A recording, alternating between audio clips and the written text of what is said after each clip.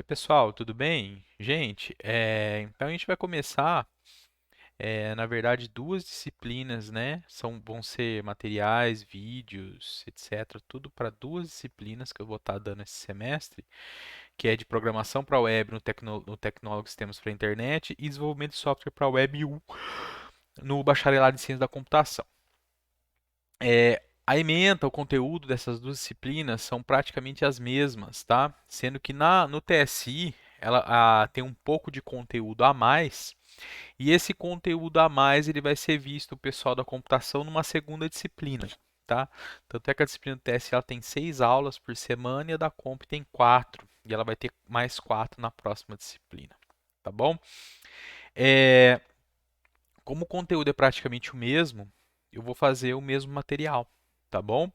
E aí no final a gente vai dar uma divergida, né? Enquanto o PPW vai ter algumas coisas a mais, alguns tópicos a mais, o BCC vai parar num certo ponto e aí eu vou focar em projetos mesmo maiores para o BCC, enquanto para o TSI vão ser projetos menores com um pouco mais de conteúdo, tá? E um pouco de conteúdo na forma de provavelmente de trabalho. Ainda não decidi exatamente o que eu vou fazer, tá? Bem, é, como eu disse, o material vai vai caminhar junto, né? Então a gente vai ter aqui desenvolvimento de software para web, que é DSO 1 e 2, que é o DSO C6 e o C7, e o PPW4, que é a programação para web. Eu estou fazendo um material só. Por quê, pessoal? É, Há 11 anos atrás, eu desenvolvi uma apostila para o antigo ETEC Brasil, que não existe mais, que era um ensino à distância da rede federal, e era uma apostila de Java para web, de programação Java para web. E em 2010, essa apostila começou a ser utilizada no curso técnico e ela foi sendo utilizada por vários anos, né? E eu, inclusive, aplicava essa apostila, utilizava essa apostila e outros professores que vieram depois de mim continuaram utilizando essa apostila na disciplina de programação para web. Faz tempo já que eu não dou essa disciplina, né? E esse ano eu peguei elas de novo, peguei programação para web, né? E de carona, né? Eu peguei desenvolvimento de software para web 1 na computação. Na verdade, eu peguei a da Comp e já aproveitei e peguei do TSI de novo, né? E qual que é a minha motivação principal? Era atualizar esse material, tá? Então, toda a parte, praticamente tudo da disciplina da computação já está na apostila. E é um subconjunto quase total, é quase o conjunto completo do conteúdo de programação para web do TSI. Tá?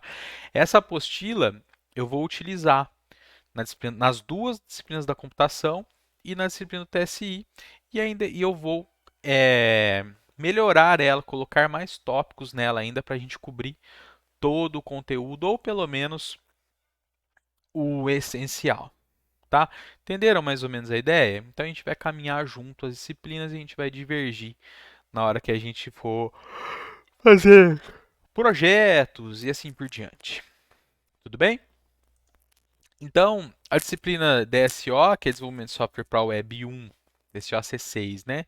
Que é do BCC, se a gente tivesse no presencial, são 4 aulas semanais, durante 19 semanas, totalizando 76 aulas semestrais, perdão. E programação para web, que é do TSI, são 6 aulas semanais durante 19 semanas, totalizando 114 aulas. Excepcionalmente, a gente continua no ensino remoto emergencial, pelo menos agora no início do semestre. Eu acredito que a gente volte ao presencial talvez na metade de setembro, mas eu já vou deixar adiantado esse conteúdo para vocês, tá bom? Conteúdo é similar, material é similar, a gente vai ter diferença na avaliação, como eu comentei. Essa logística eu ainda não vou aplicar. A gente vai trabalhar como a gente vem trabalhando nas outras disciplinas: entrega de exercício, entrega de projetos. E pronto, a gente não vai ter avaliação, tá? Mesmo que a gente volte para o presencial, não vamos ter avaliação. Vai ser só a entrega dos projetos, para a gente não começar de um jeito e terminar de outro. Tudo bem? Ah, Pessoal, qual que é o conteúdo, né? Então é Java para web, a gente vai falar sobre container de servidor. Eu estou aqui no PowerPoint, no modo de edição, para eu já ir corrigindo erros que eu for encontrando, tá? Então, Java para web, os container, conceitos, né? Aí vem containers e servlets, servidores de aplicação, servlets JSP.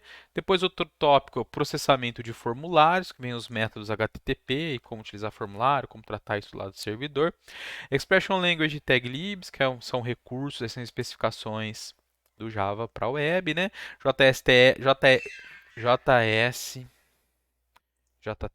JSTL, que é a Java Server Page Standard Tag Library, que é uma biblioteca de tags padrão aí dos JSPs, depois a gente vai ver isso. Implementação e aplicação de padrões de projeto, vocês provavelmente já devem ter visto alguma coisa de design pattern na disciplina de programação orientada a objeto. A gente vai ver o Factory, o DAO e o MVC. E depois Frameworks MVC.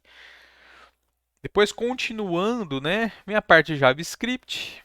Dá uma olhada no JavaScript, fixado aí no ECMAScript 6, que é a especificação mais nova aí, que eu acho que é de 2015, se eu não me engano, que é o JavaScript moderno, vamos dizer assim, né?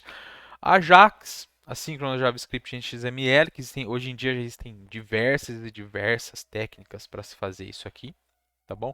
Antigamente era meio na gambiarra, né? Cada navegador tinha que ser feito de um jeito, aí foram aparecendo bibliotecas para melhorar.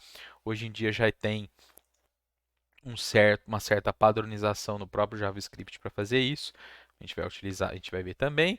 Manipulação do DOM, que é o Document Object Model, que isso aqui talvez seja uma das coisas mais importantes para a gente poder lidar com as coisas dentro de um arquivo HTML, dentro do documento, manipular a estrutura do documento para obter valores de componentes e assim por diante. Quer dizer, obter valor de componente não está bem aqui, tá? Mas a manipulação do DOM, que é mexer na página de forma dinâmica, é importante. A gente vai ver um pouquinho da biblioteca jQuery, bibliotecas para criação de interface gráfica, implementação de aplicações completas com acesso a banco de dados e tópicos variados. Tem várias coisas aí que a gente pode ver nesse ecossistema do Java para a web. Agora, antes, só dar uma diferenciada aqui, depois eu vou voltar sobre vou voltar a falar sobre isso, pessoal. Deixa eu atualizar aqui de novo. JSTL e pôr isso aqui em itálico. O restante eu acho que está igual, né? JSON aqui tem um ponto e vírgula. Esse primeiro conteúdo aqui, ele é foco da disciplina de desenvolvimento de software para a web 1, que é DSOCC e PPW.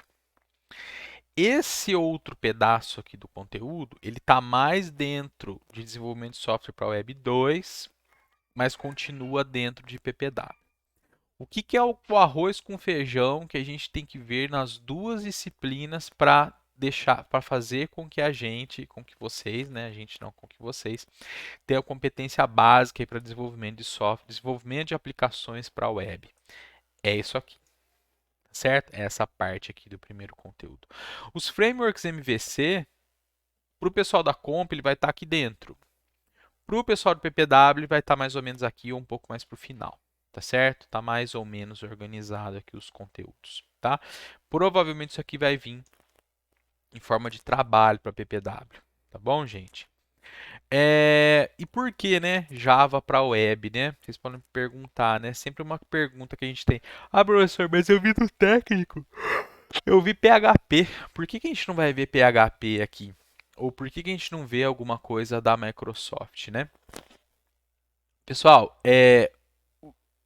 quando vocês forem trabalhar no mercado de trabalho e a gente tenta, o pessoal TSI nem tanto, porque o foco às vezes é mais aqui na região, mas a gente sempre espera que os alunos eles tentem alçar voos maiores, né, ir para grandes centros ao invés de ficar aqui muito no interiorzão. Java para web, vamos dizer assim, é o padrão da indústria, né? É o que é mais forte, é o que tem mais poder, vamos dizer assim, né? Não que PHP não seja importante, PHP é super importante, não que outras tecnologias sejam importantes. Hoje em dia está super na moda o Node.js, né? Que é algo que está como tópico aqui nessa segunda parte. Mas a gente vai focar em Java para web, tá certo? Eu acho que é uma ótima escolha porque é um ecossistema bem desafiador de se entrar, de se começar a aprender, de se começar a lidar com ele, né? Meu primeiro contato com Java para Web foi em 2005, 2006. Na época, a moda era usar um framework que chama Struts, Struts 1 ponto alguma coisa, né? Depois no Struts 2 o negócio mudou um pouco e foi perdendo espaço, foram sendo utilizados outros frameworks, mas o que a gente vai focar aqui agora é no alicerce, em como as coisas funcionam nos bastidores, o que a gente precisa de infraestrutura para fazer uma aplicação web em Java, mas na unha mesmo, tá? Depois a gente vai partir para automatizar diversos desses processos, ou não só automatizar, mas tornar eles mais transparentes, mais mágicos, tá certo? A gente não vai enxergar, mas é bom a gente saber como as coisas funcionam, como tudo está estruturado, né? Porque depois as coisas mais modernas, elas vão estar alicerçadas nessa base que a gente vai ver, tá bom? Antes de eu começar aqui o conteúdo, outra coisa que eu preciso explicar para vocês, essa disciplina é uma disciplina muito focada na prática, tá? Então, vou mostrar como fazer e vocês vão ter que fazer, implementar o exemplo, implementar exercício baseado em exemplo, tá? Tem a minha apostila, que eu falei para vocês que eu pretendo que se torne um livro. O professor Breno e o professor Everton, eles estão me ajudando fazendo a revisão do conteúdo da apostila. Eu vou disponibilizar ela gratuita. Eu vou chamar até de livro, não vou chamar mais de apostila, tá? E eu vou disponibilizando ela para vocês gratuitamente. A gente tem aqui já pronto, que é baseado na apostila original, já atualizada, né? A gente tem aqui até o capítulo 6, que é o segundo projeto, que já é um projeto prático, tá bom? Toda a disciplina vai se embasar nessa apostila, nesse livro. Todos os erros que vocês encontrarem, encontrei um erro, alguma coisa digitada errada, encontrei uma coisa que um passo não está errado, ele está esquisito, não está batendo com a realidade da ferramenta, vocês me avisem para eu ir podendo atualizar o documento e ele ficar redondinho, tá certo? Eu ainda vou compilar ele de novo, talvez hoje, colocando para mostrar o restante do conteúdo e já organizando o cabeçalho de cada capítulo, explicando o que é que vai acontecer em cada um, tá? Mas o nosso foco agora, inicialmente, para a computação e para o TSI, é esse conteúdo que já está pronto na apostila, tá bom? Bem, para quem já fez um curso técnico, para quem fez um integrado, isso aqui talvez já seja até um pouco carne de vaca, né? Como diz o pessoal mais antigo. É uma coisa já uma coisa comum que vocês estão acostumados. Mas como sempre, o curso ele não é feito para quem fez técnico, né? O curso ele é feito para quem está aprendendo tudo do zero. Então, quando a gente vai falar de algo para a web, né? Ou mesmo algo que se comunica dentro de uma rede, a gente vai ter computadores conversando com outros computadores. O que a gente vai começar a fazer agora é implementar aplicações que vão conversar com servidores, né? Essas aplicações vão estar armazenadas, ou o termo técnico é implantadas dentro de servidores que vão rodar essas aplicações e os clientes normalmente que serão, né, os navegadores web vão acessar essas aplicações. Tá bom? Esse processo de comunicação, tudo isso aqui está na apostila, tá, gente? Depois vocês têm que ler. O ideal é ler, tá bom? Ler a apostila, ver os exemplos com calma de novo, tá? É, quando a gente está falando de web, quando a gente está falando de aplicações para web, a gente vai utilizar o navegador, né, o cliente que seja, pode ser um cliente que não seja um navegador, pode ser um programa mesmo que atue como um navegador para obter arquivo ou para acessar uma página, para fazer alguma coisa. Inclusive dá para gente simular em Java, dá para a gente fazer isso de forma relativamente fácil, né? Você implementar um cliente para tratar alguma coisa no servidor web, a gente vai estar falando, a gente vai utilizar um protocolo que chama HTTP, que é o Hypertext Transfer Protocol. Vocês já devem ter visto essa sigla HTTP quando vocês digitam. Hoje em dia nem é necessário mais, hoje em dia não, já faz bastante tempo que nem é necessário mais digitar HTTP na barra de endereços dos navegadores web. Só estou conferindo se está gravando aqui. Mas aquilo ali indica que a comunicação, que aquela requisição vai ser feita através desse protocolo. Todos os protocolos, pessoal, a gente vai estar sempre lidando com algum elemento da rede, seja um computador, um roteador que tem um computador dentro dele, qualquer outra coisa, vai estar comunicando, vai se comunicar com outro nó da rede, né? Aqui um exemplo do, perdão, de um desktop, desenho antigo aqui, né, no computador, fazendo uma requisição para um servidor, que no caso um servidor web, normalmente é representado por um gabinete com um desenho do globo, né, terrestre. E essa requisição vai ser atendida pelo servidor, caso essa comunicação, lógico, né, seja feita aí através do protocolo TCP/IP. O HTTP está rodando em cima do TCP/IP. Então, essa requisição ela é feita através do protocolo. O servidor recebe a requisição e dá uma resposta. Essa resposta pode ser uma resposta afirmativa ao cliente requisitou um recurso no servidor, o servidor encontrou aquele recurso e serviu ao cliente na resposta, ou pode ser uma negação.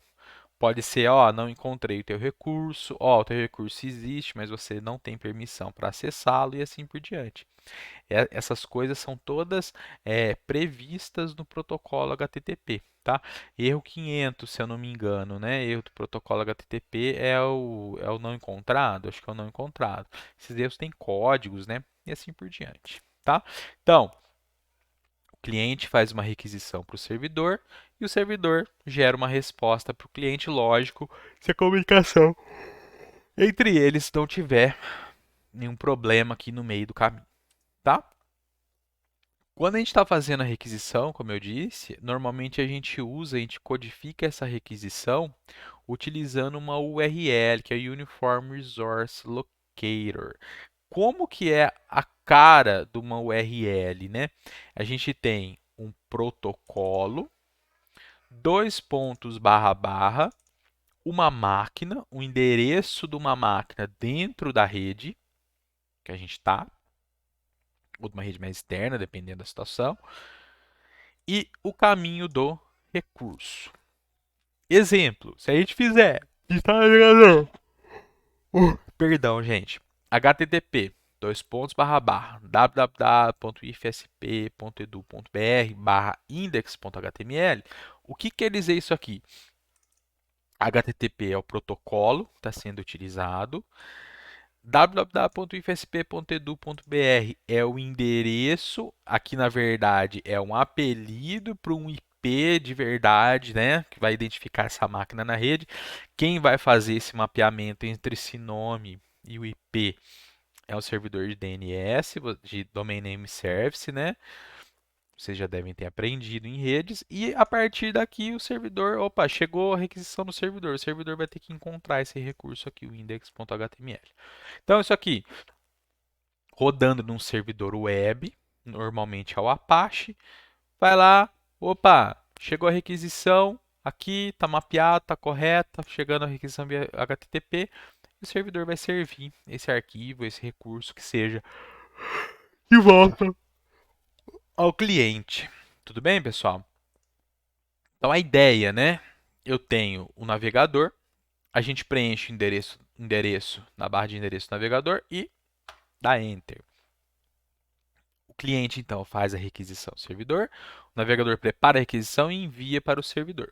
O servidor encontra o recurso requisitado, pode ser que ele não encontre, pode ser que o usuário, quem está fazendo acesso, não tenha permissão e assim por diante, mas vamos pensar que está tudo funcionando bonitinho, vai dar certo essa requisição, vai ser encontrado e vai ser servido.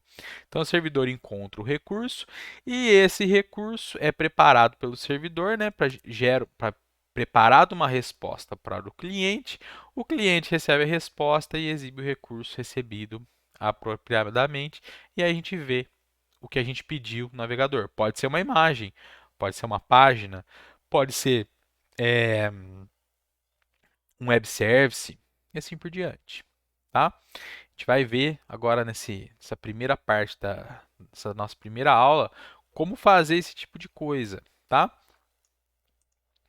Quando a gente está falando desse ambiente de desenvolvimento e de tecnologias de diversas, inúmeras tecnologias que fazem parte desse ecossistema do Java para a web, né? Da linguagem Java, da plataforma Java para a web, a gente tem que falar obrigatoriamente de duas entidades, vamos dizer assim, que são os chamados containers de servlets e os servidores de aplicação. Os containers de servlets são os componentes de software, são os, vamos dizer assim, são os motores, vamos dizer assim, que estão por trás dos servidores de aplicação para fazer com que os componentes da aplicação web em Java, que são chamados de servlets, serve de server, let é de pequeno. Então, o servidorzinho, a gente vai implementar classes que são servlets, que elas vão atuar realmente como servidorzinhos, né? E esses servidores, eles são gerenciados pelos containers. Os servidores de aplicação, como eu disse, eles são sistemas maiores, mais parrudos, mais poderosos. Eles têm mais recursos que um container de servlet, que atua como um servidor web, além de conseguir rodar, gerar esses servlets e pôr eles em execução de alguma forma, que a gente vai ver depois. Tá? Então, os servidores de aplicações são maiores que os servlets. Tudo bem? Exemplos de container de server. O principal implementação padrão das especificações é feita no Apache Tomcat. Tá? E servidor, tem outros, tá? Eu não lembro agora exatamente quais que estão na moda hoje em dia, mas o padrão é o Tomcat, é o Apache Tomcat. E tem os servidores de aplicações, que aí tem um monte, né? Tem o Glassfish, tem o Payara, tem o WebSphere, o WebSphere acho que é da IBM, o WebLogic é da Oracle, tem o JBoss também, eu não sei se é ainda, mas era do pessoal do Hibernate. O Hibernate é da JBoss, na verdade, que é um framework ORM que a gente vai ver mais no final da disciplina. Esses frameworks ORM, eles fazem mapeamento relacional, que a gente chama. Mapeamento objeto relacional. Você transforma objetos numa linguagem orientada a objeto em coisas do lado de um banco de dados, no sistema de gerenciador de banco de dados relacional, né? Ou que coisas, né? Linhas na tabela, registros, né? Então, um objeto representa um registro, uma classe representa uma tabela, o relacionamento a associação entre classes são os relacionamentos lá no mundo relacional e assim por diante. Por que que eu estou falando disso? Já até me esqueci, já fiz um. Ah, porque eu estava falando do JBoss, né? Eu falei do Hibernate. O Hibernate ele automatiza esse processo. A gente vai ver depois, tá? Então, imagine aqui um exemplo.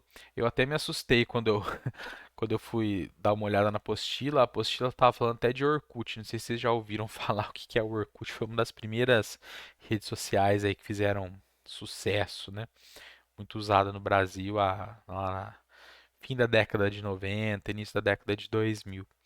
Então, quando a gente vai fazer um login numa rede social ou num site qualquer, a gente vai preencher normalmente nosso nome de usuário, nossa senha, imaginando que a gente já tem um usuário e uma senha, e vai clicar no botão entrar, no botão logar, no botão acessar, login, enfim, o que for.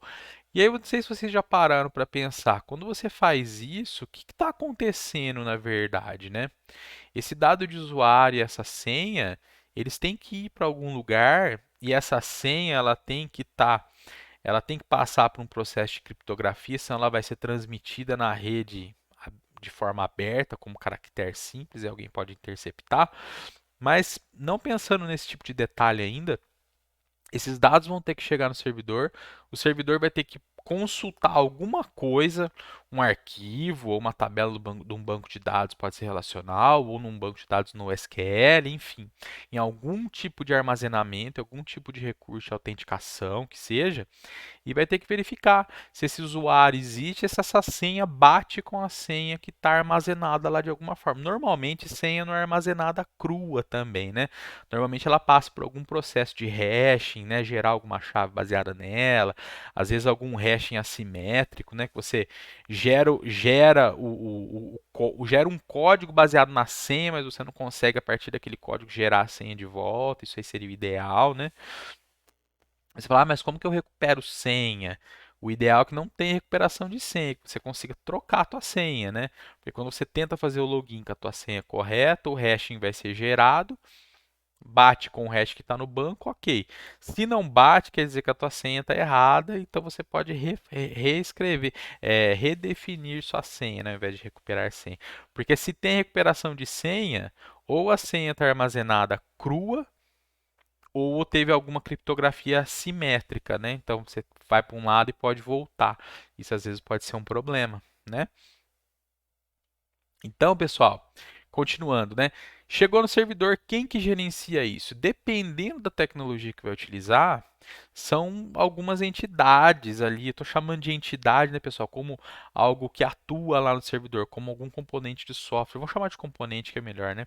Componente que trabalha, que processa os dados lá no servidor e vai gerar alguma resposta, né? Vocês vão ver que quando vocês forem lidar com outras tecnologias para a web, que isso fatalmente vai acontecer em próximas disciplinas ou no mercado mesmo em si, que o processo é sempre o mesmo. A gente vai estar sempre tentando se comunicar com o servidor, só que a gente vai implementar os dois lados. A gente vai implementar o lado do cliente e o lado do servidor. Esse componente do lado do servidor vai ter que fazer alguma coisa e vai ter que gerar alguma resposta para o cliente. Seja essa resposta síncrona, ou seja, o cliente espera a resposta, ou o cliente vai fazendo requisição para o servidor e fica esperando as requisições em background, ali em segundo plano. Envolve thread, né? Só que isso é feito de forma mais transparente para o usuário, para o programador. A gente não precisa saber muito bem como essas coisas funcionam. Só tem que saber que eu faço uma requisição, eu fico esperando ali ela em background ela acontecer. Na hora que ela voltar, eu faço alguma coisa com o sistema do lado do cliente, né? Então, quando a gente está falando de Java, essa requisição vai pro servidor, ela vai ser tratada normalmente por um servlet ou por algum outro tipo de componente, dependendo do framework MVC que a gente utilizar, que no caso a gente não vai utilizar nenhum por enquanto. E esse servlet vai retornar a resposta falando para o navegador, beleza, navegador, essa senha existem.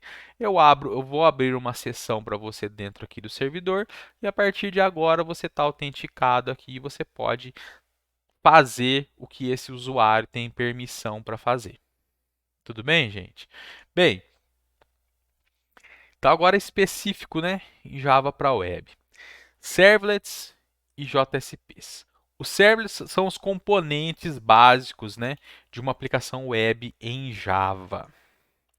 Eles usam esse Single Thread Model aqui. Qual que é a ideia do Single Thread Model? Você tem a garantia que toda requisição que é feita por um servlet vai ser tratada por uma instância específica daquele servlet só para aquela requisição.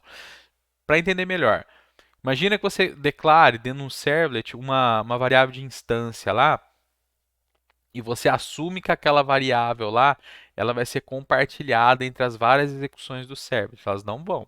Toda vez que houver uma requisição, o servlet vai ser instanciado e todo essa memória, vamos dizer assim, do servlet vai ser específica para aquela requisição. Entenderam o que eu estou querendo dizer? Então você tem essa garantia. É lógico, né? Se você tiver campos estáticos ali, você vai ter problemas se você não souber gerenciar.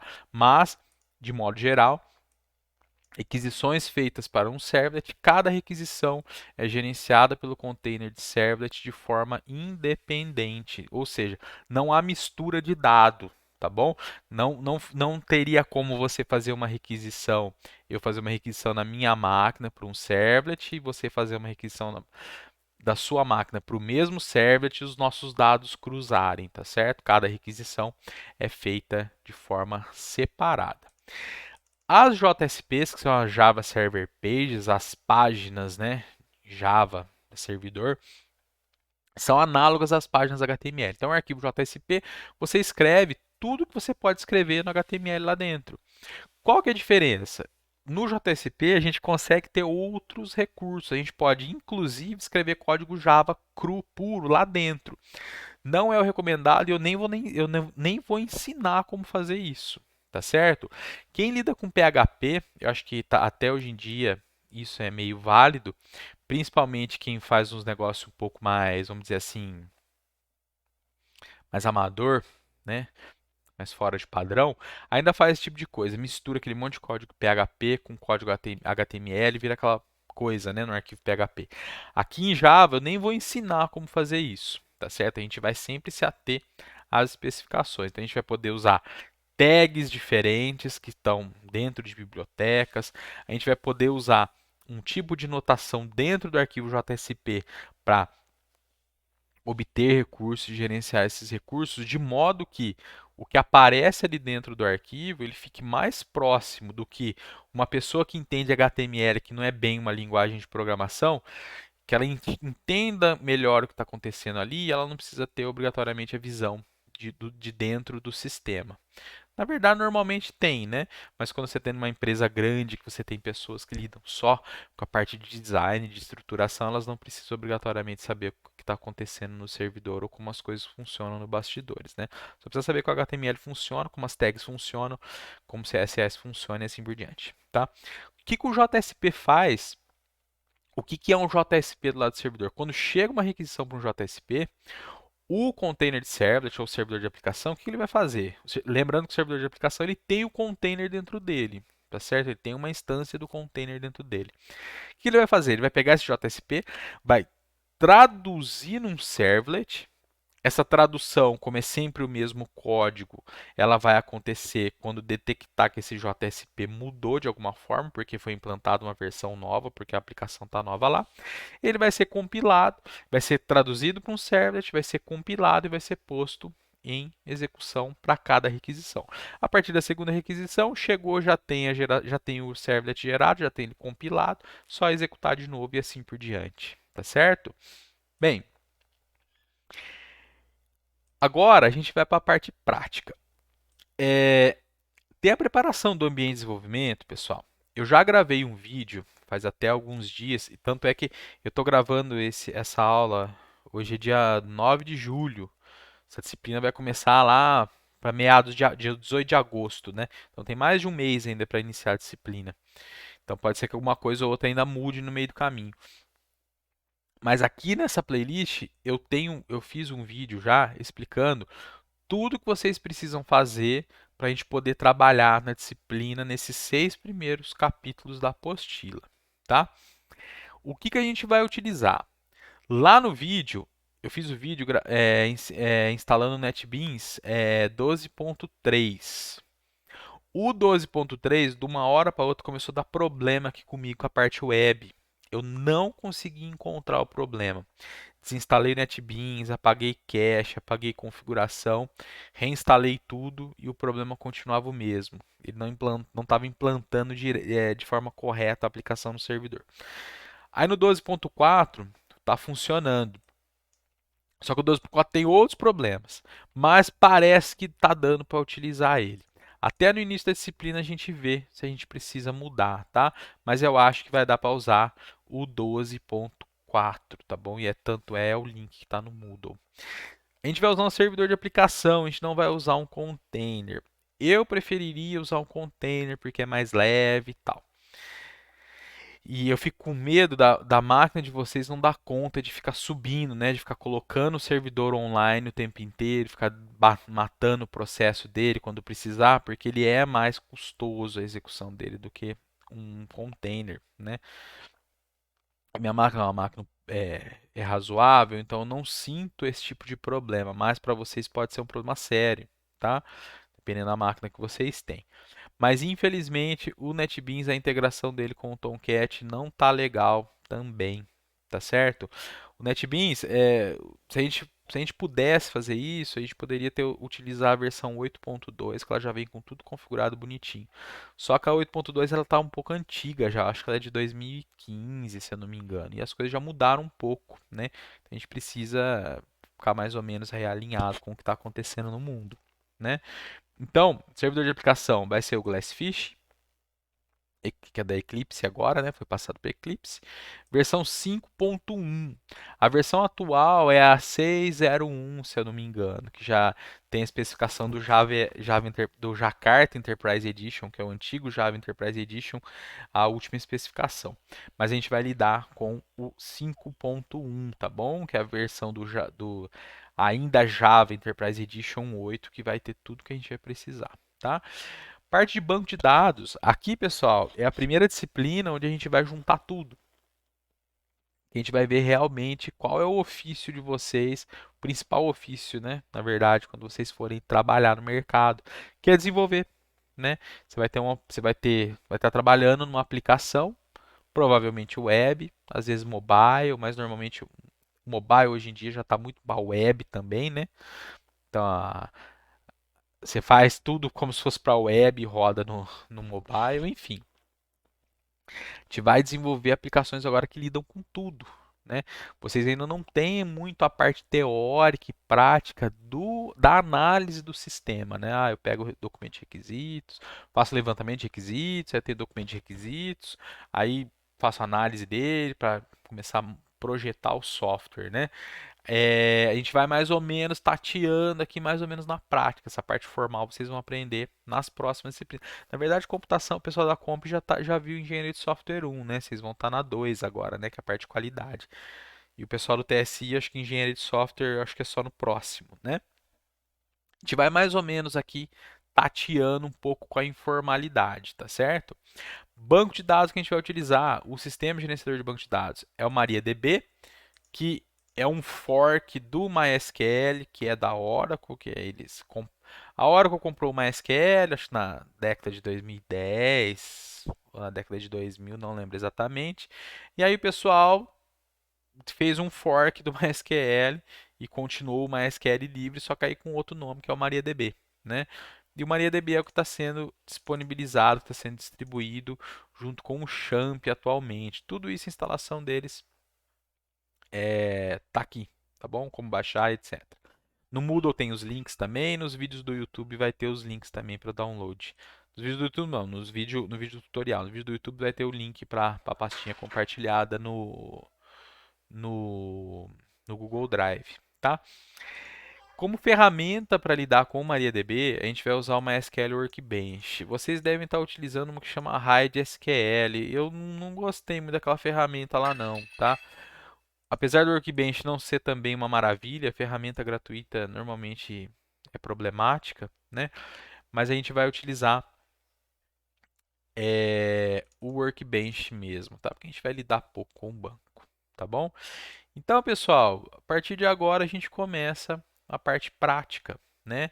Que na verdade é seguir a apostila. Bibliografia, pessoal, a gente vai usar minha apostila, meu livro, tá? E vocês podem consultar também o material que está listado no projeto pedagógico de curso PPC de cada um dos cursos, tá certo? Mas, como sempre, o meu material eu sempre tento fazer com que ele seja autocontido, né? Que vocês não precisem em materiais extra para consultar, tá bom? Pelo menos essa primeira parte vai ser assim, tá certo? Então, pessoal, na apostila tem toda essa história que eu contei, né? No primeiro capítulo. Pois leiam tudo, deem uma olhada. É um exercício também, tá? E a gente vai agora fazer o nosso primeiro projeto Java para Web. Vocês vão ver que na apostila, tudo que eu mostrar aqui no vídeo vai estar explicado. Vocês podem fazer ou seguindo o vídeo ou seguindo a apostila, tá certo? Ou os dois, né? Pode ir seguindo o vídeo, olhando a apostila e assim por diante. Eu segui algumas convenções na apostila. Primeira, né? O meu NetBeans está com essa interface escura. Eu não sei se vocês gostam, se vocês preferem a clara. Quem quiser deixar ali com esse tema escuro, é em Tools, Options, Appearance, Look and Feel. Aí vocês vão aqui no Flat Left Dark, é o que está o meu, tá bom? Por padrão, eu acho que é o Windows, que eu acho que ele aparece, que ele fica com o look and feel do Windows, né? Dá OK, ele vai perguntar se você quer que o editor também fique com um estilo compatível, né? Para ficar bonito. Põe que sim, ele vai reiniciar, ele vai voltar escuro assim. Caso esteja assim, ele vai estar um cinza claro, uma cor padrão de sistema operacional. Não tem problema nenhum, vocês podem utilizar, tá certo? Bem, vamos lá então. Eu já estou assumindo que vocês viram o tutorial de preparar o ambiente, tá certo? Então, criar um projeto, clica aqui no botãozinho de criar ou File, New Project, né? File, New Project. O que vocês vão escolher aqui do lado esquerdo? Toma cuidado, pessoal. Se tiver com NetBeans muito antigo, não vai estar desse jeito. Então, eu recomendo que utilize versão 12 alguma coisa, tá? O que a gente vai utilizar aqui? Java with Ent, é a estrutura clássica aí dos projetos do NetBeans. Java Web, então expande Java with Ent, vai em Java Web, vocês vão escolher Web Application. Talvez esse módulo esteja inativo, na hora que você clicar Next, o NetBeans vai ativar ele, ou vai pedir para baixar alguma coisa, você vai aceitando o que ele vai pedindo para fazer, até que uma hora vocês vão chegar nessa tela aqui. Qual que vai ser o nosso primeiro projeto, né? A gente vai chamar ele de Olá Mundo Web. Eu usei algumas convenções do documento. No documento, sempre quando houvesse um balãozinho cinza e um nome em itálico, alguma coisa em itálico dentro, é alguma coisa na ferramenta, alguma coisa no NetBeans ou no Workbench, assim por diante, tá bom? É algum botão lá, tá? Então, a gente vai criar o projeto lá em Project Name Olá Mundo Web. Olá Mundo Web. Vai escolher onde salvar. Então você escolhe onde você quer salvar. O meu eu vou deixar na área de trabalho mesmo, que eu vou apagar depois. A outra coisa, todos os projetos base que são feitos na leitura do capítulo, eu já vou estar entregando ele pronto para vocês. Mas é de suma importância que vocês peguem e sigam a apostila e façam um exemplo na mão, do zero, pessoal. É super importante para treinar. Tá bom? Aqui no Moodle, eu ainda estou terminando de estruturar, mas vocês vão ver que na aula 1, que é essa aula agora, até os slides aqui, eu preciso até jogar o arquivo novo aqui. Esse projeto capítulo 1 é esse projeto que eu estou fazendo agora, é o projeto que está sendo desenvolvido no capítulo 1 e assim por diante. Tudo bem? Então, dando prosseguimento. Olá, mundo, escolhe onde vai salvar. Nesse primeiro projeto nosso, a gente não precisaria marcar isso aqui, mas para a gente não ter problema, já marca para criar esse hábito. Use dedicated folder for storing libraries. Para que serve isso aqui? Toda biblioteca que você colocar dentro do seu projeto, o NetBeans vai fazer uma cópia dessa biblioteca para dentro do seu projeto. Qual que é a vantagem disso? Se daqui 5 anos, 6 anos, 10 anos vocês tiverem que dar manutenção num projeto que vocês fizeram, e vocês não marcaram essa caixinha aqui, provavelmente você vai ter uma série de problemas com bibliotecas, porque você vai estar utilizando bibliotecas antigas que estavam numa versão X do NetBeans e que provavelmente agora não existem mais, ou que mudaram de versão, que não estão mais dentro do NetBeans. Você vai ter que resolver caso por caso e pôr o negócio para funcionar. Quando a gente marca aqui e é feita a cópia da biblioteca para dentro do projeto, você tem a garantia que o teu projeto está íntegro desse ponto de vista de biblioteca, tá certo? Ele vai continuar funcionando, tá bom? Então marca e vai criar, quem está falando aqui, ele vai criar uma pastinha lib dentro da pasta do projeto, só que não precisa mexer, tá? Quiser mexer pode, mas não precisa. Clique em próximo. Aqui vocês vão escolher o servidor. Glassfish, eu tenho 6 configurado também, mas o Glassfish 5.1, vocês vão escolher. Versão do Java EE.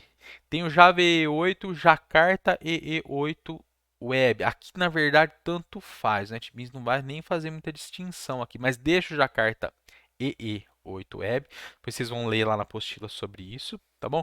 Context Path deixa o Lá Mundo Web, que é o nome do projeto, não mexe aqui. Poderia mexer até, mas não deixa, não mexe, deixa aqui. Clique em Next. E ele vai perguntar sobre os frameworks que você quer utilizar. Não marca nenhum, tá certo, gente? Aqui são frameworks padrão, famosos e muito utilizados, vamos dizer assim. Mas está tudo meio que desatualizado aqui no NetBeans, tá? Infelizmente, o NetBeans, depois que a Oracle largou mão do NetBeans, ficou... Ainda é minha ferramenta preferida, mas realmente está faltando um certo investimento aí na ferramenta, porque está sendo tocado de forma livre, né? O pessoal se esforça aí para lidar com o projeto, né? mas tudo bem. Clique em Próximo, clique em Finish, perdão. O projeto vai ser criado. Conferindo se está gravando, deixa eu tomar um golinho aqui de água. Aqui, pessoal, deixa eu até mudar isso. Vocês vão ver que a minha indentação aqui, ó, atrás de 2 espaços, porque eu tive que dar uma compactada no código para ficar bom na apostila, porque na apostila estava escapando muito da folha, né? Então mudei a indentação, mexi em bastante coisa. Eu vou voltar à ferramenta que eu até tinha que ter feito isso e eu me esqueci. Vou voltar à ferramenta aqui. Quem quiser alterar esse tipo de configuração, né? Options, Editor, Formatting, aí HTML, né? Escolhe HTML aqui. Número de espaço por indentação, 4. Dá um apply, dá um OK. Opa, dá OK só, né? Agora, quando criar um documento HTML de novo, vai vir com o tamanho certo. Aqui ele fica abrindo mesmo, tá, gente? Acho que é algum problema aí na ferramenta. Tá OK? Eu vou formatar de novo isso aqui, botão direito, Format ou Alt Shift F. Agora ele já fica com 4 espacinhos, tá? Comentário que pode apagar. E aí, então, pessoal, vejam, a gente criou o nosso primeiro projeto Java Web. O NetBeans já vai criar um index.html. Antigamente ele criava já um JSP aqui. Aqui a gente vai usar HTML mesmo. A gente não vai precisar de JSP por enquanto. Como que ele está estruturado? Aqui em Web Pages vem toda a parte web, JSP, JavaScript, CSS, tá tudo aqui dentro, certo? WebInf vocês não vão precisar mexer. Se precisar criar o descritor de implantação, que é um arquivo que chama web.xml para configurar alguma coisa, ele vai ser inserido aqui por padrão pelo NetBeans. No nosso caso a gente não precisa, tá? Com as coisas que a gente vai fazer, a gente não vai precisar do descritor de implantação. Eu falo um pouquinho dele na apostila, tá? Precisava antigamente, hoje a gente não precisa mais, porque várias configurações são feitas através de anotações no código, não precisa mais do arquivo XML de configuração, tá? E o index.html está aqui. Aqui a gente pode criar vários arquivos, criar pastinhas, o que a gente precisar, tá? Source Packages é o pacote de código fonte. Aqui vão ser toda a parte de programação em Java, vai estar aqui dentro. Libraries são as nossas bibliotecas. Por padrão, vai aparecer o JDK, a versão do JDK.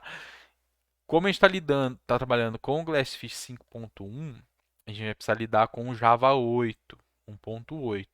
Tudo isso está explicado no tutorial de instalação, tá certo? Por padrão, o projeto vai ser Java 8. Estão vendo aqui, ó? Vai precisar ter um Java 8 instalado na máquina de vocês, além do Java que vocês estão acostumados a utilizar, tá? E arquivos de configuração só tem o manifest MF aqui, que é para quando for gerar o arquivo de implantação.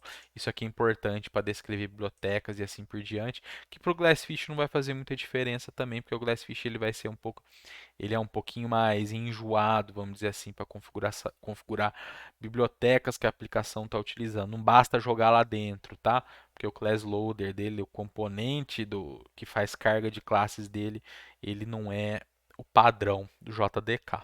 Tá? Então vai aparecer o JDK 8 e o Glassfish Server 5.1 e por enquanto a gente não precisa mexer em mais nada. Tá? O que a gente vai fazer aqui agora é simplesmente, eu vou rodar isso aqui para vocês verem o que vai acontecer, tá bom? Aqui na aba Serviços, em Servidores, vocês vão ver que tem o meu Glassfish Server 5.1. Deem o mesmo nome quando vocês forem configurar, porque se vocês forem abrir o projetinho que eu estou disponibilizando para vocês e não tiver com o mesmo nome, ele vai falar que tem problema no projeto. Você tem que clicar lá em Resolver e escolher o servidor apropriado, tá? Na hora que eu clicar em Play, o que vai acontecer? O NetBeans vai ele põe o JavaDB online também, põe o Glassfish para funcionar. Estão vendo? Vai aparecer várias coisas aqui na saída, a gente tem que aguardar. E implanta a aplicação e põe a aplicação para rodar. E já abre o navegador naquela página ali. Tá bom, pessoal? Só estou olhando, não tem nada aqui. Às vezes fico com medo de ter coisa com senha, uma coisa muito particular aqui aparecendo, mas não tem. Então, olha só. Já abriu a nossa página. Vejam, qual que é a página, qual que é o endereço? Localhost, que é a máquina. 8080, que é a porta, que por padrão, servidores de aplicação web em Java, servidor de aplicação, na verdade, em Java ou container, eles vão rodar. em modo produção. O Tomcat em modo desenvolvimento, normalmente a gente usa a porta 8084, tá? Aqui o Class Fish já usa desenvolvimento e produção a mesma porta, que é 8080. Porta padrão, isso aqui eu até não mostrei lá na apostila, né? Que depois da máquina pode ter um, dois pontos e a porta. Essa porta de um servidor web normal é a porta 80 e ela pode ser omitida porque é a porta padrão quando a gente põe no navegador, mas a requisição vai ser feita na porta 80, tá bom? Aqui é a porta 8080 que está aberta aqui na nossa máquina. Outra coisa, na hora que vocês rodarem, o Windows vai reclamar, vai falar, ó, tá tentando haver comunicação na porta 8080, o firewall, né? Você permite? Põe permite, tá certo? Senão você vai travar a execução aqui. Olá, mundo web, que é o contexto da aplicação. Lembra que tinha o contexto lá, batendo com o nome do projeto? E rodou. Aqui a gente está no index.html. Se eu puser index.html aqui, vocês vão ver que por padrão é isso aqui. Tá? Por padrão, o arquivo index vai ser acessado. To do write content. Se a gente for olhar o código aqui, vamos dar uma aumentadinha nele. A gente tem o título, que é to do supply title. Se a gente olhar aqui, olha lá, to do supply title e uma div ali dentro do body, do body com to do write content. Antigamente vinha um hello world aqui no arquivo JSP, né? Agora mudou um pouco. Então vejam, o que a gente vai fazer aqui? A gente vai trocar o título, tá certo? Vocês podem vir aqui, copiar, tirar depois os números tal e colar, ou fazer na mão. O que eu recomendo é que vocês façam manualmente. Então, lá no title, vem meu primeiro projeto Java Web. Tá aqui. Meu primeiro projeto Java Web. Ah, é HTML5, tá? Então o doctype aqui é bem simplesinho, né? Só doctype HTML, não precisa mais aquele monte de coisa que precisava antigamente para HTML 4, 401, acho 402. Char7, pessoal, isso aqui é para avisar quem está acessando a página. Ela está codificada em qual char7, né? Então, em qual conjunto de caracteres, né? Em UTF-8. Esse aqui é para quem para o navegador saber como que a tela está organizada. Isso aqui principalmente para mobile, tá certo? Então o NetBeans já coloca isso aqui para gente. Não vou ficar entrando em detalhe também, tá? Então tá vendo? Tá a mesma coisa aqui, ó.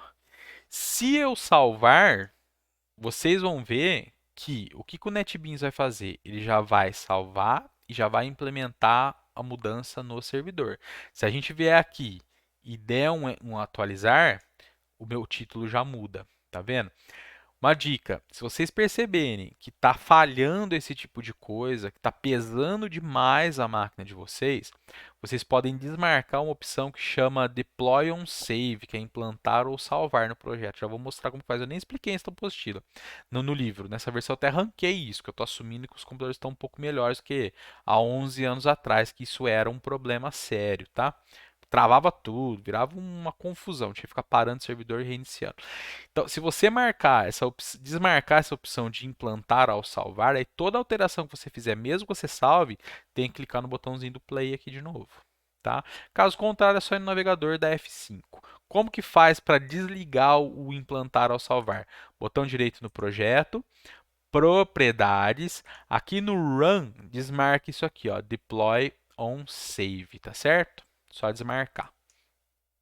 Aí, a partir disso, toda vez que você alterar alguma coisa no projeto, tem que clicar no play de novo. Só façam isso se vocês notarem que está ficando muito pesado o desenvolvimento, tá? Acho que não vai ficar não, tá? Se vocês já rodaram o Android Studio aí na máquina de vocês, vocês vão ver que isso aqui não é nada perto do Android Studio, tá bom? Do ponto de vista de peso, né, para a máquina, né? E agora, continuando aqui, a gente vai colocar mudar o corpo ali dentro do body, mudar o corpo dentro do body, mudar o corpo dentro do corpo, mudar o corpo mudar o corpo aqui do arquivo, a gente vai pôr um título, né, um H1 Olá Mundo e depois um parágrafo com uma tag A, que é um link, né? Tudo isso aqui vocês já devem ter visto em disciplinas de marcação e layout para a web, para a gente chegar no site do IFE, que ao clicando nisso aqui, a gente acessa esse endereço aqui. Então aqui dentro, H1 Olá, mundo. Olá, mundo web. Pessoal, outra coisa. Eu não estou preocupado com melhores práticas de design, melhores práticas de organizar um arquivo HTML, nada disso, tá certo? A gente está fazendo isso aqui de forma até um pouco informal, tá certo? Eu não vou colocar nenhum absurdo aqui, nenhuma coisa horrenda, tá certo? Mas também a gente não vai estar muito preocupado com o arquivo HTML, não, tá? Com a semântica do arquivo, que hoje em dia é uma coisa muito importante, né? Isso aí vocês vão ter que ver na época, quando vocês forem trabalhar, onde vocês forem trabalhar, que as coisas vão, cada empresa vai ser de um jeito, né? Então, o A, href, que é onde a gente quer chegar, deixa ali por enquanto. Site do IFSP, que a gente fecha o A. E aqui o endereço que a gente quer chegar, né? Que é o site do IF. http, barra, certo? Pode pôr uma barra aqui, pode deixar sem, tanto faz. Ali tá com, vou deixar com. Salvou, atualizou, já aparece aqui. Tudo bem? Site do IFSP. Clicando, vai para o site do IF. Beleza? Pessoal, algumas dicas aqui agora que não estão na apostila, né? Navegador, a gente quer ver o código HTML. Botão direito, ah, exibir código-fonte da página. Isso aqui é o código-fonte. Vejam que está exatamente o que estava no NetBeans. Tudo bem? Quando for arquivo JSP, ele vai ser processado, então vão aparecer espaços aqui, coisas a mais. Isso não importa para o navegador, tá certo? Porque o que importa para ele é o que está dentro das tags e como elas estão estruturadas, tá? Outra coisa, às vezes isso aqui, normalmente, a gente usa para dar uma olhada rápida, mas quando a gente quer alguma coisa mais útil, a gente abre as ferramentas de desenvolvedor. Eu estou usando o Chrome, tá, pessoal? Isso aí veio originalmente lá no Firefox, que tinha um plugin que chamava Firebug, né? E ele foi copiado aí pelo pessoal do Chrome, melhorado, né?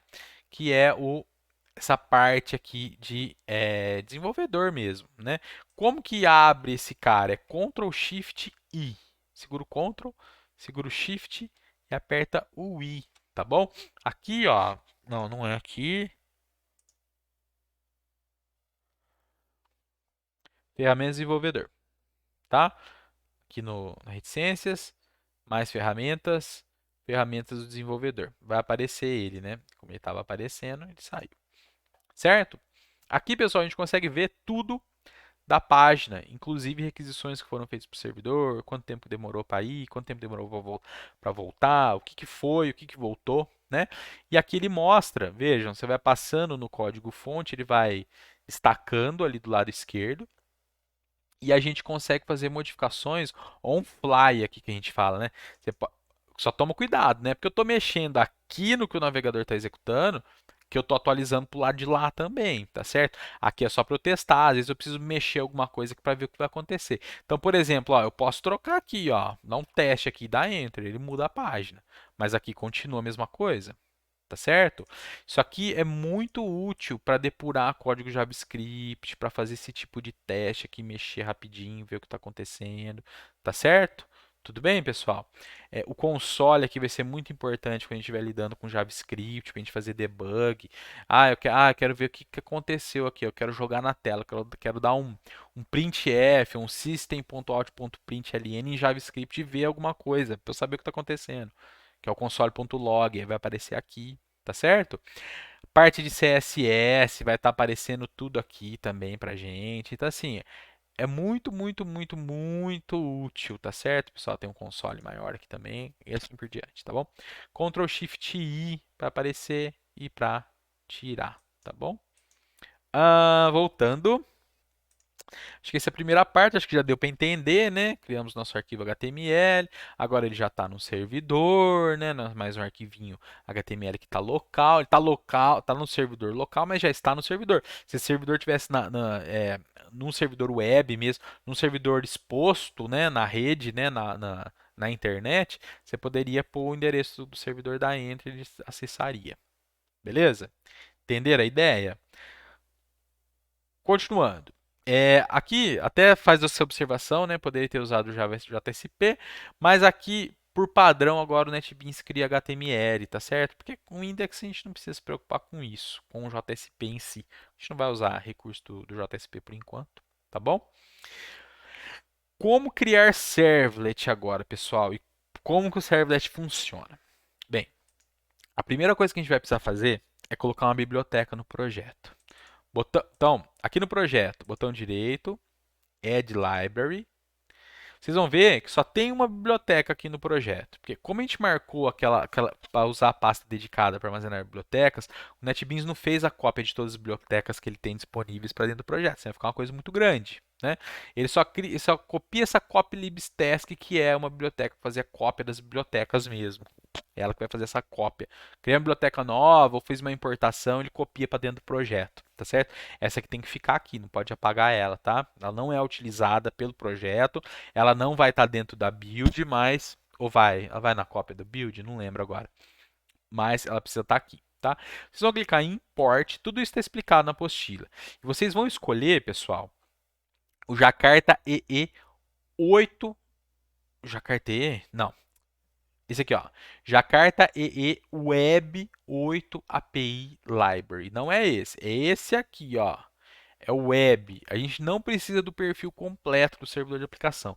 A gente só precisa, só entre aspas, das bibliotecas do ecossistema para o web. Tá bom, gente? Então, Jakarta EE Web 8 API. Clica nela. Import Library. Cuidado, não é o 9. E não é o que não tem web, é o que tem web, tá certo? Import library. Depois eu falo da diferença do 9 para o 8, tá bom? Add library. O Jakarta 8 e o 9 são praticamente a mesma coisa. O que muda? Quando o projeto Java EE foi doado pela Oracle, né, passou para a Eclipse Foundation, a Eclipse teve que desvincular o nome Java, que é da Oracle, de dentro do projeto. Então eles mantiveram na versão 8 do Jakarta JE os pacotes Java alguma coisa para toda essa parte web, e no Jakarta EE 9 eles mudaram os pacotes para Jakarta ao invés de Java. A gente vai ver isso aqui já já, tá? Então a gente está mantendo o 8 para ver como era feito, tá certo? E como vai rodar bem, como vai rodar direitinho no Glassfish 5.1. Porque a maioria dos exemplos que vocês vão achar ainda é o Java no pacote Java, não pacote Jakarta, tá certo? Mas vocês vão ver que se vocês tentarem fazer um projeto com a API, com a API da versão 9, o que vai mudar é o nome do pacote. E o NetBeans também, na versão 12.4, que ela ela tem suporte para a versão 9, os templates eles vêm errado, tá certo? Então a gente fica no 8, é outro motivo, tá? O que a gente vai fazer? A gente vai criar o servlet. Aqui essa parte de importação está sendo explicada. Depois vocês deem uma lidinha aí para. Ah, não mostrei, né? A biblioteca agora está dentro do projeto. Se vocês forem dentro da pastinha do projeto, lib, vocês vão ver que a Jakarta EE está aqui agora. Tá certo? Tudo bem? Isso aqui até nem. Isso aqui vai dar um peso gigantesco no pacote da aplicação, tá? Depois pode até apagar isso aqui, ó. Depois a gente vê como remover, tá certo? Bem, o que mais que eu tenho que falar? Não, a gente já está falando dos pacotes, do servlet, né? Então, lá no Source Package, botão direito, vai criar um pacote, chama Olá Mundo Web.servlets. Aqui,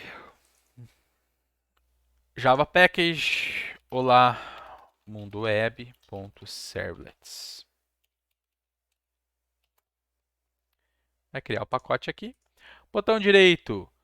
Aqui eu vou ensinar, pessoal, a fazer nesse primeiro capítulo sem o assistente, tá? Depois no segundo capítulo vai ser feito com assistente. Então aqui, novo, Java Class, a gente vai criar um servlet. Mesmo aparecendo servlet aqui, ó, não cai na tentação não. Clica aqui, ó, Java Class, certo?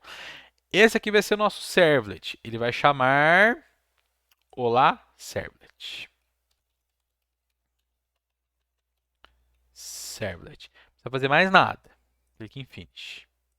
Certo? Ah lá, já tá vendo que foi atualizando aqui embaixo, que já foi implantando, né?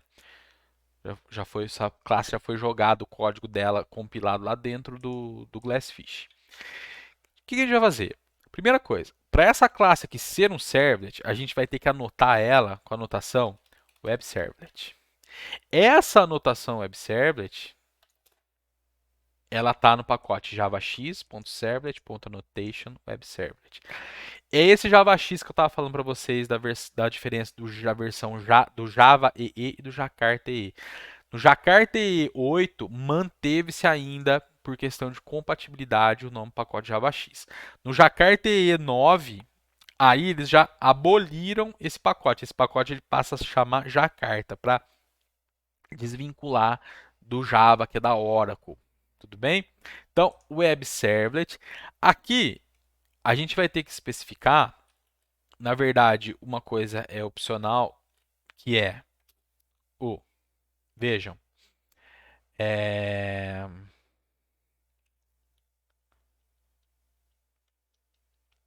o name. Esse aqui é o nome do servlet, tá bom, pessoal? É como ele vai ser identificado pelo servidor de aplicação, pelo container do servidor de aplicação, aparecendo no log e assim por diante. Então a gente vai dar o mesmo nome da classe. A gente vai seguir o padrão que o assistente NetBeans vai fazer quando a gente criar um servlet pelo assistente, tá certo? Então name, olá mundo, e o URL pattern, patterns na verdade, é um conjunto, vejam, tá entre chaves, porque pode ser mais de um padrão de URL. A gente vai colocar aqui um só, que é o /olá. O que quer dizer? Quando esse servlet estiver em execução, ele vai ser acessível na nossa aplicação web pelo caminho /olá a partir do contexto que é olá mundo web. Então ele vai estar aqui, ó, olá. Entenderam a ideia? Na hora que der enter, ele vai ser acessado. Só que ele ainda não é um servlet. A gente tem que fazer mais coisa aqui para isso aqui ser um servlet. A primeira coisa é estender HTTP servlet.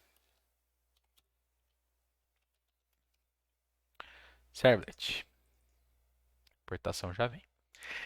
Quando a gente estende HTTP servlet, a gente vai ter que, para esse servlet servir no protocolo HTTP, a gente vai ter que implementar um método dentro do servlet que corresponda ao método do HTTP. Existem vários métodos. O que vai ser suportado para a web com o navegador são o método GET e POST. Isso aí a gente vai falar deles depois, tá certo? Mas vocês podem dar uma lida aqui antes, tá bom? O que a gente vai precisar aqui? A gente vai precisar, então, do... Eu vou até começar a digitar aqui, ó, o do GET. Vejam que o NetBeans já vai sugerir para mim. Eu coloco, ele já dá um override. Eu já vou dar uma organizada aqui. Aqui, pelo assistente, normalmente a gente vai chamar de request, esse aqui de response. Eu vou copiar isso aqui. Vocês podem copiar o código direto lá que está lá na apostila. Do post, a mesma coisa. E a gente vai criar um aqui. Ele pode ser protegido, mas poderia ser privado também. Process request. O trabalho duro vai ser feito normalmente dentro desse método. E esse método vai ser invocado tanto aqui, passando o request e response, quanto aqui. Então, independente de como a requisição chegar nesse servlet, se ela chegar usando o método GET do protocolo HTTP, ou se ela chegar usando o método POST do protocolo HTTP, o que é o GET, que é o POST, próximo capítulo da apostila, a gente vê na nossa próxima aula, elas vão ser executadas pelo Process Request. Sempre vai chegar um objeto request e um objeto response. O objeto request é o objeto que vai trazer os dados da requisição. Depois a gente vai ver o que pode vir aqui. E o response é o que a gente vai usar para responder de volta para o cliente. Posso não responder nada também, tá? Que é o que a gente vai fazer aqui. Então, chegou por get, chegou por post, ambos vão passar o controle para o Process Request. O que a gente vai fazer aqui no Process Request? A gente vai fazer só isso aqui, ó. Mostrar, dar 2 print ln na tela, tá bom? Então, vocês vejam que lá no código está tudo comentado bonitinho. Olá, mundo. Meu primeiro servlet. Meu primeiro servlet.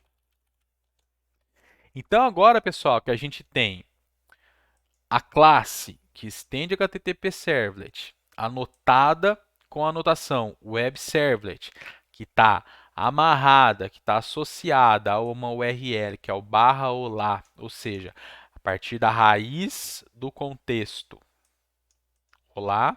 Quando a gente chegar nesse endereço, esse servlet vai atuar, ele vai entrar em execução e dependendo do método, quando a gente acessa pela barra do navegador, vai chegar via GET, tá? Já estou adiantando isso para vocês. Chega via GET, entra aqui e executa o que está aqui dentro e não faz mais nada, só faz isso. Então, vamos ver o que acontece. Ó, salvou, já fez, olha lá, já foi implantada, lá, o Mundo Web was successfully deployed, né? Já está implantada. Se a gente ver aqui, volta ao que estava, né? Porque o teste ali a gente mexeu pela ferramenta desenvolvedor. E agora eu vou acessar o Olá e eu vou dar Enter. Vejam, a tela ficou branca. Não deu erro. Se tivesse vindo algum tipo de erro do servidor, apareceria aqui, ó, aconteceu tal coisa. Ó, o recurso não foi encontrado. Por exemplo, Olá. Olha lá, 404, não encontrado. Certo? Mas foi pelo Olá que a gente chegou. Eu dei Enter e ficou branco. Só que na hora que eu acessei isso aqui e ficou branco, quer dizer que deu tudo certo, mas não aconteceu nada aqui na tela. Por quê? Porque lá dentro do Process Request eu só estou pedindo para mostrar alguma coisa no console. Vamos dar uma olhada no console do NetBeans então, certo? Então aqui na saída tem o Olá Mundo Web Run, o JavaDB e o Glassfish que eu já tinha clicado nele. Se vocês não tiverem clicado, agora vocês cliquem, vocês vão ver que os dois println estão aqui. Olá Mundo que tem a exclamação, e o meu primeiro servlet com a exclamação também. O Glassfish vai sempre colocar no final de todo system.out, toda saída, na verdade, que você executar nele, pelo out, ele vai jogar esse sufixo aqui, só para identificar que é o fim da linha, tá bom? Para você que está olhando o que está acontecendo. Vocês vão ver que tudo tem esse pipe, cerquilho, fecha colchetes. Em todas as linhas tem isso. Tá bom? Não é de vocês, tá? O que está saindo é realmente isso aqui, ó. Quer dizer, você está pedindo para sair, né? Ele intercepta e ainda coloca esse sufixo no fim. No sufixo, né? Não precisa falar sufixo no fim, que é pleonasmo também, né? Coloca esse sufixo na linha, tá bom? Se a gente acessar de novo esse endereço, aqui deu 404 porque eu tinha posto olás, lembra? Acessei de novo. O que vai acontecer lá no NetBeans? Vai aparecer de novo. Se eu der um atualizar, de novo. Estou chegando no recurso de novo, ele está executando, fazendo alguma coisa. Por enquanto, isso não faz, assim, não é muito útil, né? Mas a gente já sabe agora que a gente consegue criar uma aplicação web em Java, ela vai ser implantada no servidor de aplicação, no nosso caso o Glassfish. A gente aprendeu a criar um servlet, a gente aprendeu que a requisição chega no servlet e ela vai ser processada de alguma forma. Normalmente a gente vai fazer alguma coisa de redirecionar para outro lugar, né? Mas aqui no caso a gente está só executando o servlet. A tela fica branca aqui no navegador, porque quer dizer que não deu problema nenhum, que foi acessado, mas não teve resposta, não gerou nada de resposta para o navegador. E lá no servlet a gente está fazendo dois println, dois printf, mostrando isso aqui. Tudo bem, pessoal? Agora, tudo isso está explicado aqui, tá certo? Opa. A gente tem, em todo capítulo, a gente tem exercícios. Eu vou cobrar todos os exercícios de vocês. Em todo capítulo, toda aula lá no Moodle, que é correspondente a um capítulo do livro, eu vou ter duas entregas de tarefa. A entrega de exercícios e a entrega de projetos. Se a gente olhar lá, exercícios, projetos, da aula 2. Exercícios, projetos, da aula 1. E assim por diante. Deixa eu até colocar isso aqui. Só que eu vou ter que fazer isso aqui de novo depois, porque eu já mexi no PPT, né? Tirar o PDF de novo. E tem os projetos. Vocês vão fazer todos. Os projetos, normalmente vai ter projeto que depende do que já foi feito. Aqui no capítulo 1 acho que não precisa nenhum, mas pode ser que tenha, tá certo? Então toma cuidado. Então vocês têm que fazer tudo, tá certo, pessoal? Exercícios, projetos. Exercícios e projetos. Tudo bem? Qualquer dúvida a gente vai discutindo no WhatsApp, plantão de dúvida ou presencialmente se a gente já tiver voltado. Tudo bem, gente? Então acho que é isso. Acho que deu para, como uma aula bem grande, né? 1h15, mas dá para a gente cobrir aí pelo menos esse nosso primeiro contato com tecnologia para a web. Tá bom? Então acho que é isso aí. Vou ficando por aqui. Falou!